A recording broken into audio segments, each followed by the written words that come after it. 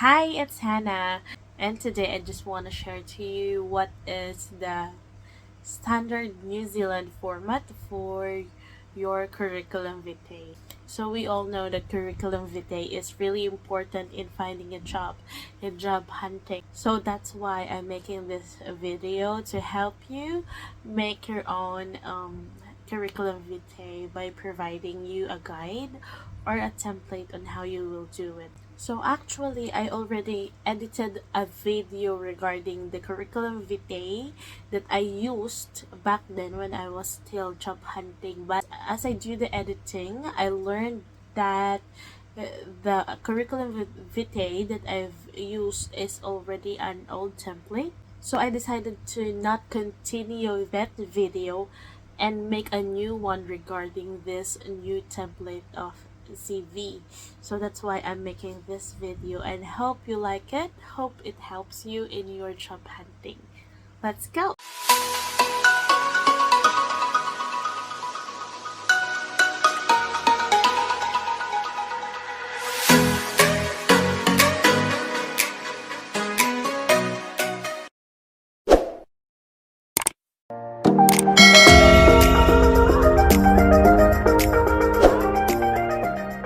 So now let me share to you the template of CV that is aligned with the New Zealand standard. I already made a video regarding the CV that I use for my job hunting, but I learned that the CV template that I used back then was not anymore used in New Zealand because I use the CV with picture in it. I know you're familiar with that kind of CV format, but now I learned that the New Zealand standard requires another template of CV which employers look for.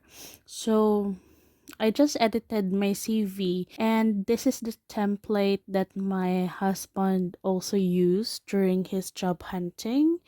So let's start. So the first thing is you should put your name on top of your CV, make it large in font so that the employer can see it clearly, followed by your email address, your phone number, and your current address. So make sure that you use a current email address that you can open, because based on my experience, they don't usually contact applicants through phone, so it's usually through email. Then if you're still not in New Zealand, for example you're in the Philippines or you're in other country, your current country, you need to provide your present contact number and then your current address. So if you're living in New Zealand, you put your New Zealand address, but if not, you need to put your current address in your country. First thing that they are going to read is the summary. So what's this summary? It is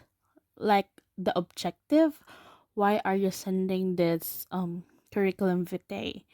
So I put in there to secure a position as a teacher and demonstrate my dedication to foster quality care and education required for a child's holistic development. I wrote this summary because I'm applying as an ECE teacher, which requires taking care of children. So it is aligned to the work that I'm applying for. Next, they're going to look at your skills or your key skills. So these key skills are the most used skills that you think you can apply if you got the job. So this should be also related to the job you're applying for. So I wrote there skilled in using Microsoft Office, since I know that we will do some paperworks. And next, with knowledge on basic computer troubleshooting. Next, flexibility and willingness to learn, positive attitude and self-management, effective communication skills, since we will deal with communicating with parents, colleagues, and other people that will visit the center, and good team player. I think this key skills is enough for you to be noticed by the employers. But if you want to add more, if you can do more than this, then you're free to add to these key skills. Next, is your career history. They're also interested on your career history. How long did you work for a certain company, and how many companies did you work in? How many years of experience do you have?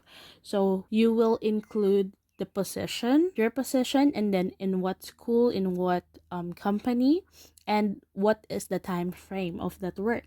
So you should include the month and year. So if you're currently working, so you can write month and year when you started, and then you can just write to present or to date, just to show that you're still working under that company or under that school. So as a Department of Education teacher, I just wrote some of the key responsibilities, but it's not all, because if you will put all of your responsibilities, it'll be lots.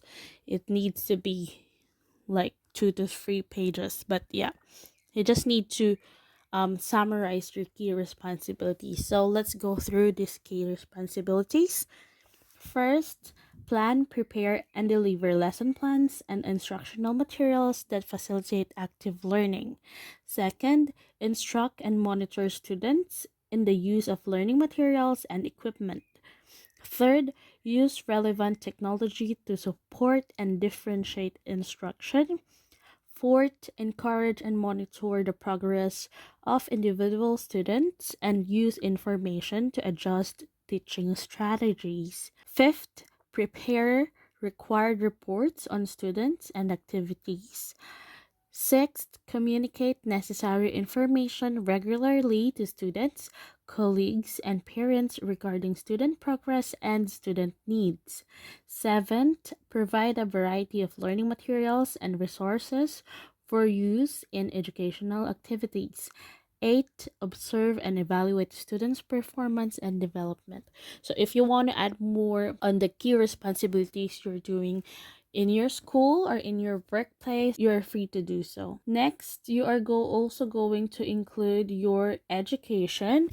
You just need to provide your tertiary education details. So no need for the elementary and high school or secondary education details. They're just looking after what course in college have you taken, and if you have master's degree or doctorate degree.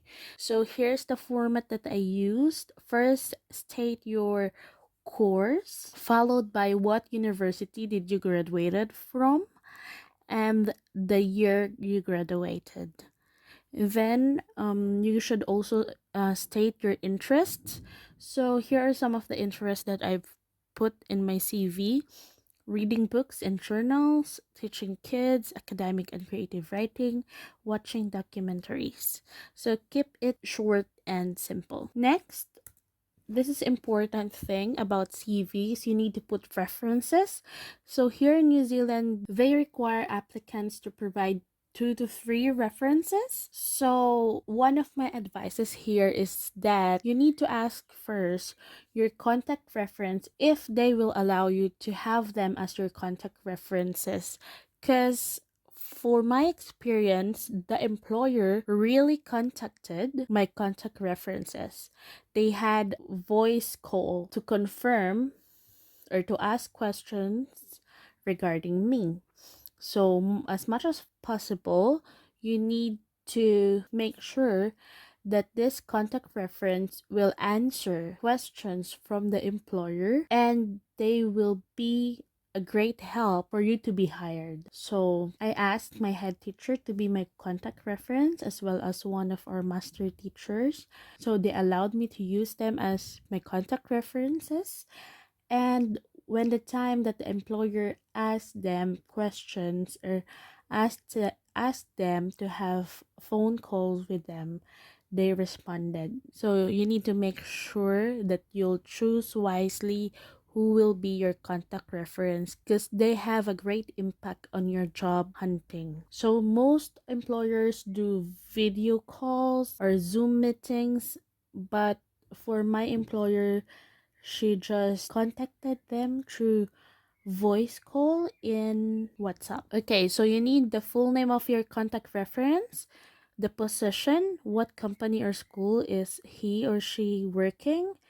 Email address is important because this is where the employer will message them, and the contact number. So you need 2 to 3 contact references.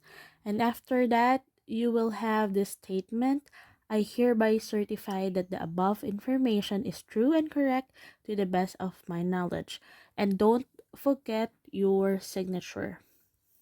So this will be the whole CV, the template of the CV that you will use based on the standard CV template of New Zealand. Hope it helps. Happy job hunting.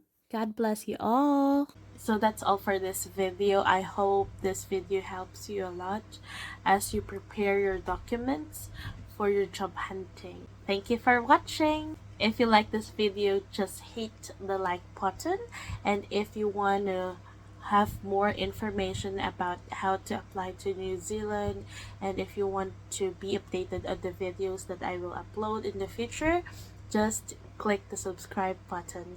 See you next time.